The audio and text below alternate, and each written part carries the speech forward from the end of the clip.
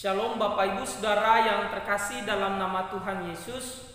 Pada hari ini kita akan merenungkan firman Tuhan yang tertulis di dalam 2 Timotius pasalnya yang kedua, ayatnya yang pertama sampai dengan ayatnya yang ke-13. Namun sebelumnya mari kita bersatu dalam doa.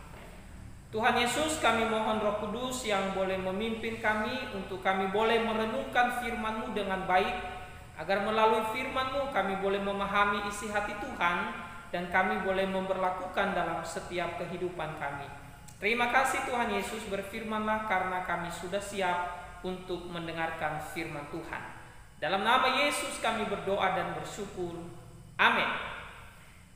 Bapak Ibu Saudara yang terkasih, tema kebenaran firman Tuhan kepada kita pada hari ini yaitu ikut menderita sebagai prajurit Kristus.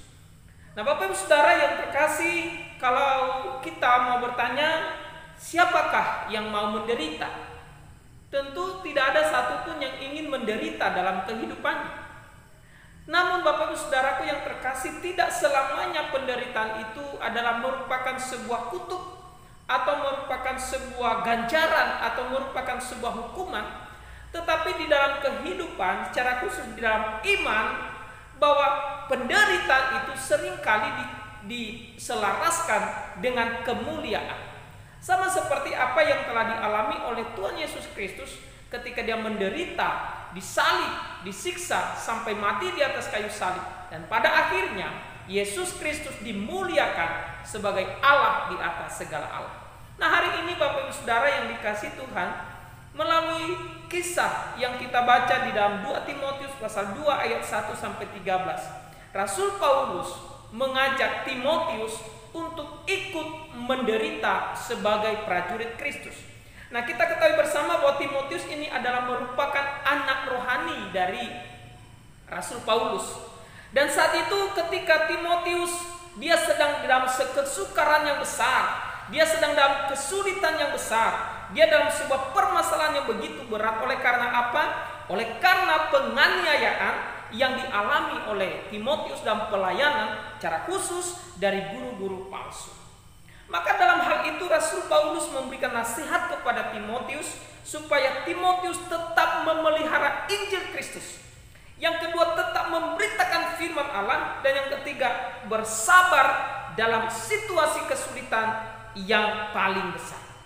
Nah, Bapak Ibu Saudaraku yang terkasih dalam nama Tuhan kita Yesus Kristus, kalau kita baca di dalam ayatnya yang ketiga, di sana dikatakan, ikutlah menderita sebagai seorang prajurit yang baik dari Kristus Yesus.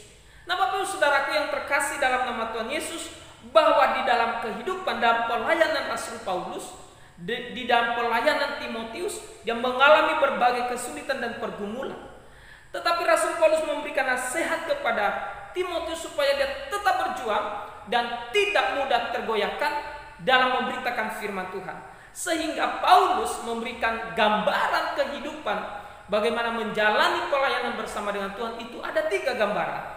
Gambaran yang pertama adalah Rasul Paulus menggambarkan bahwa kita itu sebagai hamba Tuhan, sebagai umat Tuhan, kita itu sama seperti prajurit atau tentara.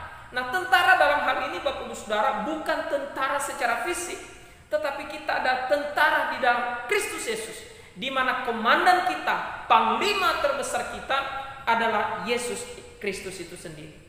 Nah, Bapak Ibu Saudara, mengapa Rasul Paulus mengibaratkan bahwa orang yang percaya kepada Tuhan adalah seperti prajurit? Karena dalam diri seorang prajurit itu ada yang namanya tahan banting, tahan banting, tidak mudah menyerah, hidup dalam segala keadaan, baik situasi dingin, situasi panas, situasi lapar, situasi haus, bahkan ketika membawa beban yang berat sedikit pun, seorang prajurit tidak pernah mengeluh. Kalimat yang selalu keluar dari mulutnya adalah siap dan taat kepada komando dan kepada pimpinan. Yang kedua, Rasul Paulus menggambarkan seperti olahragawan atau atlet, di mana di sana ada sebuah kedisiplinan, di mana ada daya juang yang harus dikerjakan. Nah, Bapak Ibu Saudara yang terkasih, yang ketiga adalah seorang petani. Di dalam diri seorang petani kita menemukan bahwa ada sebuah ketekunan. Selain daripada ketekunan, ada kerja keras. Nah, Bapak Ibu Saudara yang terkasih, inilah yang diharapkan oleh Rasul Paulus kepada Timotius ketika dia dalam ladang pelayanan Tuhan. Dia mau Timotius menjadi seorang prajurit yang tidak kenal lelah, yang taat, yang tidak mengeluh, yang bisa hidup dalam keadaan apapun. Yang kedua, seperti seorang atlet, seorang olahragawan yang mempunyai disiplin yang kuat, disiplin rohani, disiplin iman, mempunyai daya juang yang kuat. Yang ketiga, seperti seorang petani yang tekun dan kerja keras. Nah, Bapak Ibu Saudara yang terkasih, tentu di dalam kita mengiring Tuhan, tidak selamanya hidup kita akan baik-baik saja. Namun ada janji-janji Tuhan bagi kita. Yang pertama, bahwa Tuhan tidak akan meninggalkan kita. Kalau kita baca di dalam ayat yang ke-7, perhatikanlah apa yang kukatakan. Tuhan akan memberi kepadamu pengertian dalam segala sesuatu. Di dalam segala keadaan, di dalam segala situasi. Rasul Paulus berkata kepada Timotius bahwa Allah tidak akan pernah membiarkan.